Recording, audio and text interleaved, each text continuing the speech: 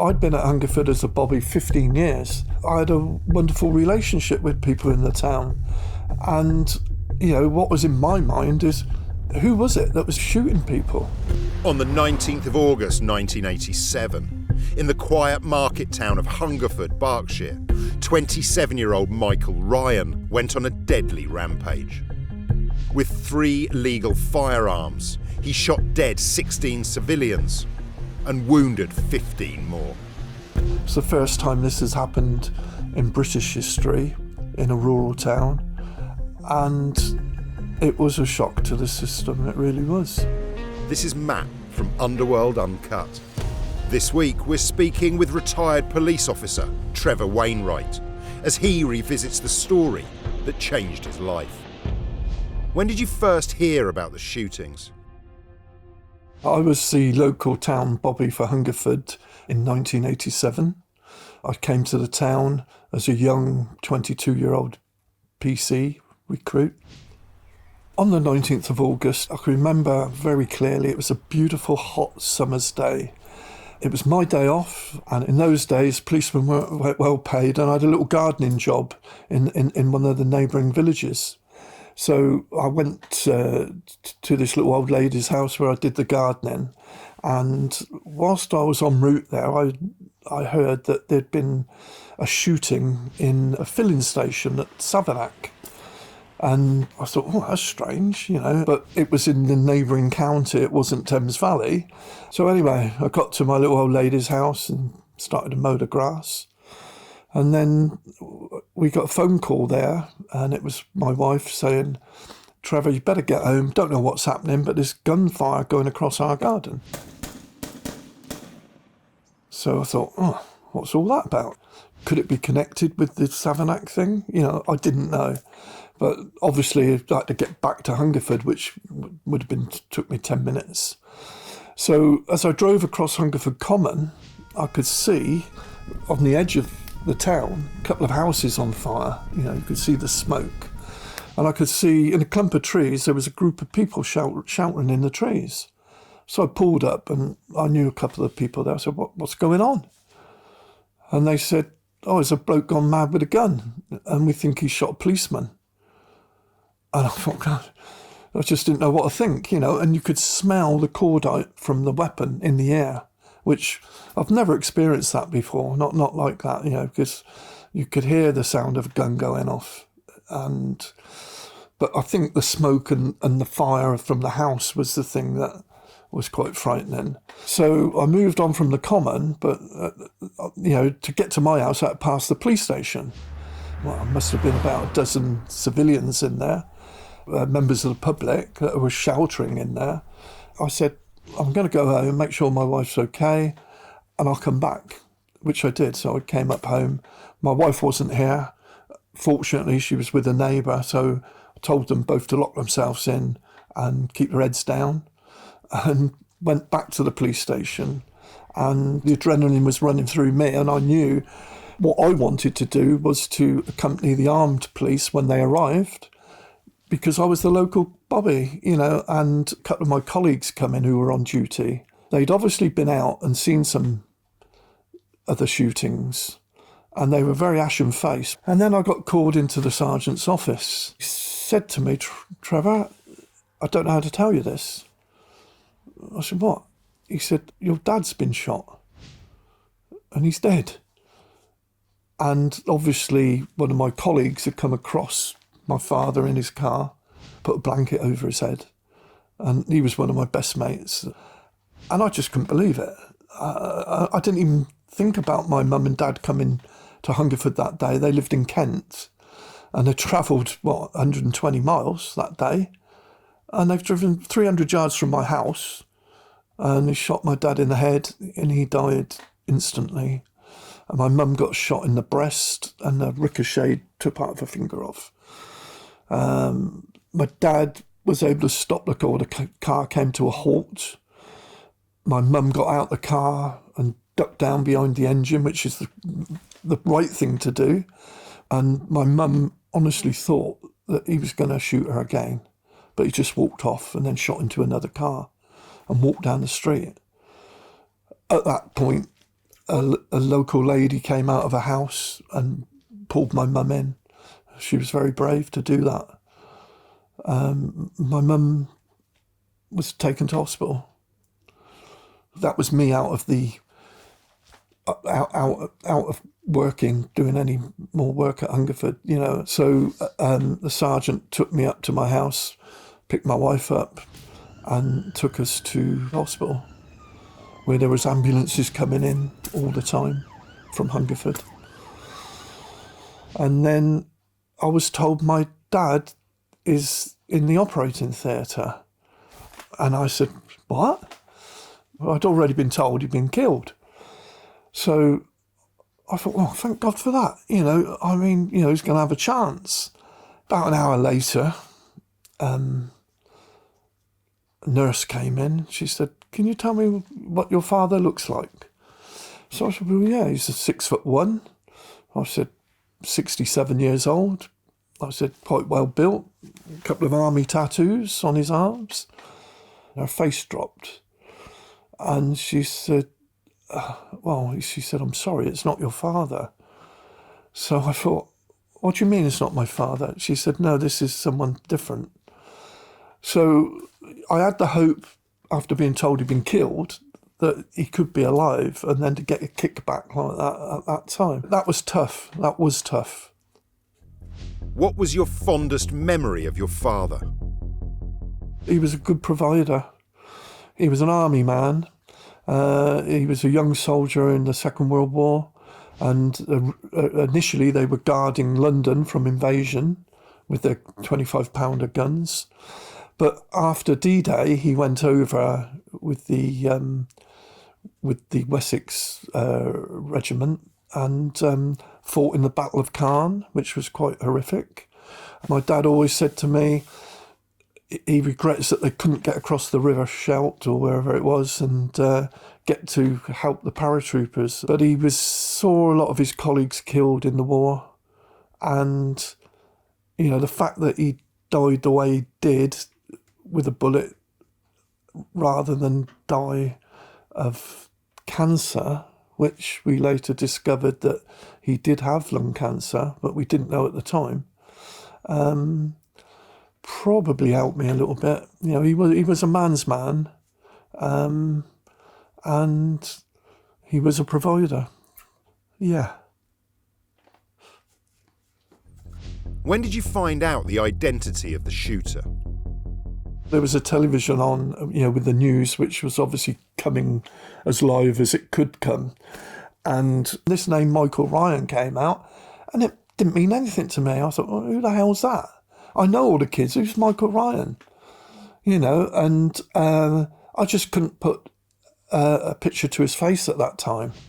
When I saw the picture of Ryan in the papers myself, I knew it was the guy I used to see walking his dogs on Hungerford Common in his combat jacket and his hat. He was a guy that was quite insignificant, to be honest. The only dealings I had, he had to produce his driving documents once at the police station where he'd been speeding. I asked him how fast he was doing. He said 80 miles an hour. And I said, oh, silly so-and-so, you know, like that. Took the details, but he was quite polite. Did you know about the other victims? I knew that there'd been a firearms incident in the forest. I knew a couple of local people had been killed. They saw them in the police station. I knew a police officer had been killed. I was told that this guy had been going around shooting whilst I was in the police station. So I knew things were bad, that's for sure. I didn't realise how bad, you know, and of course, it's the first time this has happened in British history in a rural town. And it was a shock to the system, it really was. The hospital was under pressure, and I know lots of staff volunteered to come in because it was pretty chaotic, you know. I mean, it's chaotic anyway, but I mean, 16 people killed and another 17 shot, you know, that need urgent trauma surgery. Who was the police officer that was killed on duty? Roger Burton was a lovely lad. We used to go out, crew a car together on many occasions, going around the rural area. He was always a laugh and a joke. He was a good police officer. But it's so ironic that Roger had left Hungerford as a PC to go on to traffic, which was his great love. My day off, he was out in the Newbury area and the call came up, there was shooting in Hungerford. And bravely, he said, I'm on my way. So he would have driven to Hungerford from Newbury at a fast speed in a traffic car. He would have known exactly where Southview was because he worked the area. And he would have seen the fire, the flames, and, you know, he just went to do his job and drove up into Southview. And tragically, he was shot whilst he was in the car. Several times. And he didn't stand a chance. And that upset me because, you know, any police officer to get shot on duty, but, you know, it was him. It could have been anyone, you know, but, you know, it was pretty tough. It was him.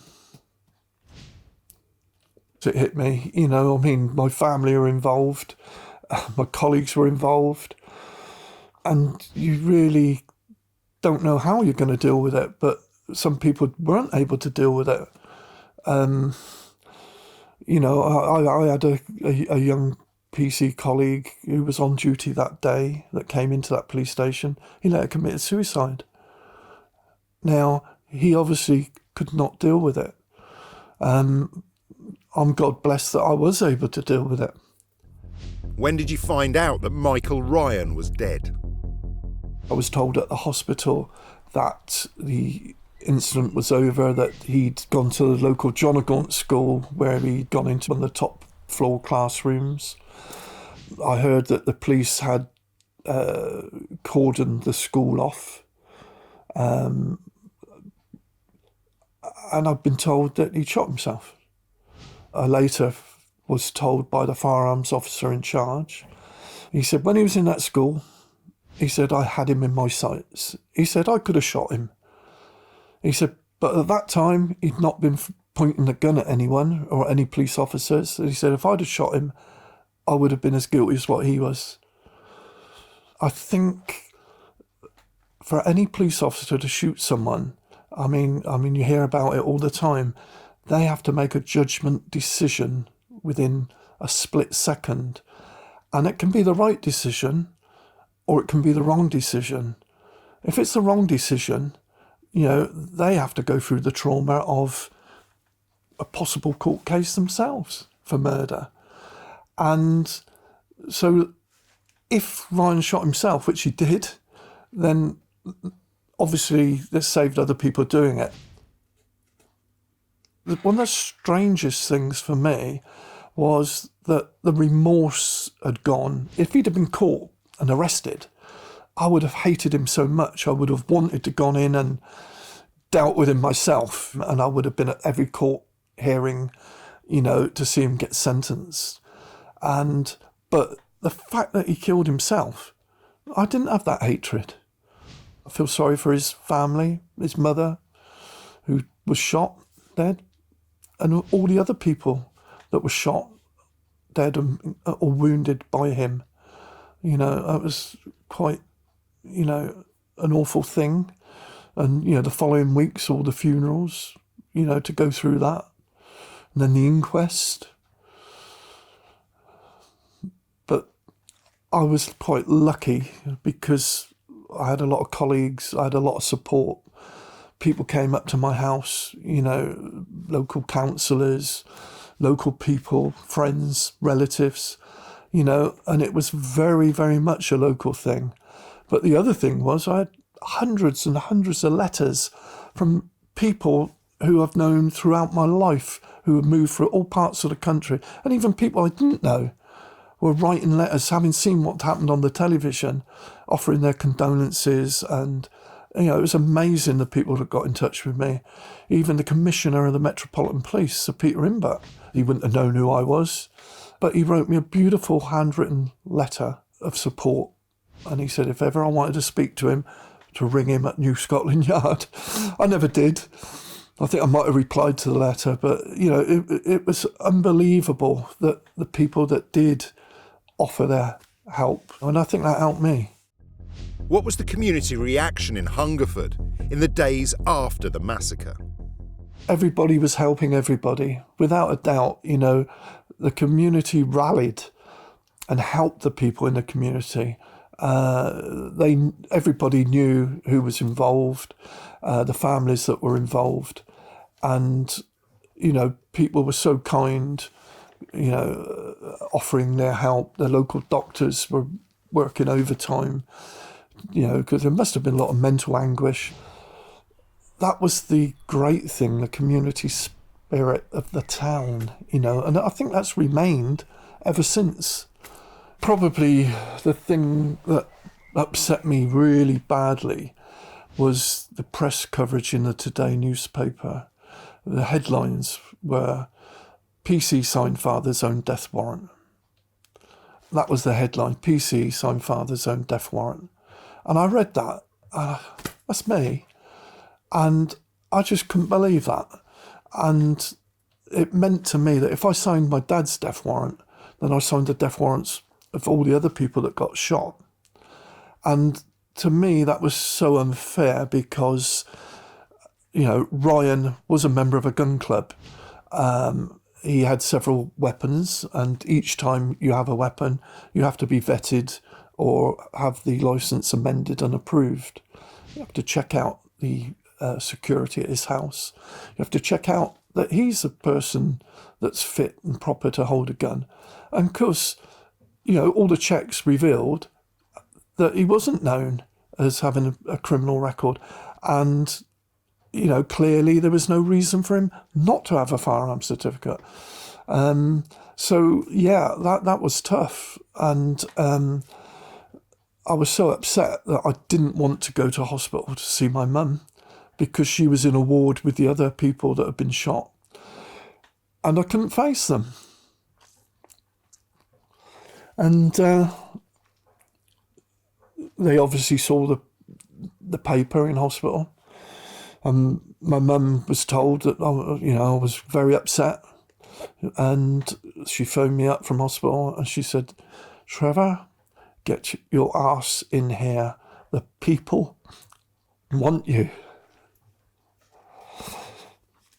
And that was tough, but I knew I had to go in. And I did. And all the people that were injured there were brilliant. "Oh, Trevor, come on, we love you."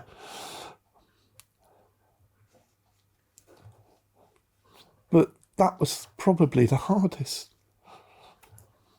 But I thought I'd get over this.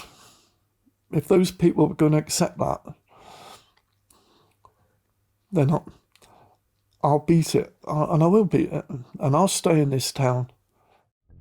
What lasting impact has this tragedy had on Hungerford residents? It's very difficult. People in the town have always kept away from publicity, I suppose probably because of what happened on the day and the way the media invaded the town back in 1987. And although as the years go on, the memory is always there for everybody, some people still find it very difficult to express their opinions about it, or they don't want to for their own personal reasons. And I think, I've always respected that of them because of my involvement with my own family and being the local policeman. I've not wanted to forget what happened, but obviously, in my position, I like to think I sometimes represent the town to discuss these issues for them. Other colleagues of mine that witnessed the scenes, and to be honest, I was quite fortunate. I didn't see the bodies strewn about the streets, but they did, and they've had to live with that.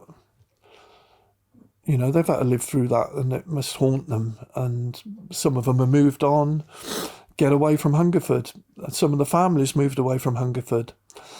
Some of them stayed, and I decided there was a job for me to do here. You know, I was the link between the community and the police. That's how I saw it, and helped the community rebuild itself. And I think the community has got stronger as a result of what's happened. And, you know, but as time goes on, you know, the hunger thing fades out a little bit, but it will always be there.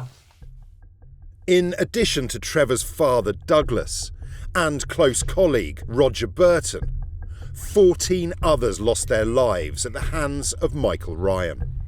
This also included Ryan's own mother, Dorothy, who tried to reason with her son before being shot 4 times at close range. As a direct result of this tragedy, the UK government outlawed the ownership of semi-automatic rifles. Thanks for watching this deep dive into the Hungerford Massacre.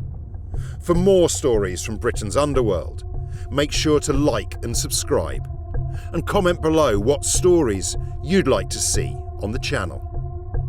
This is Matt from Underworld Uncut. See you on the next one.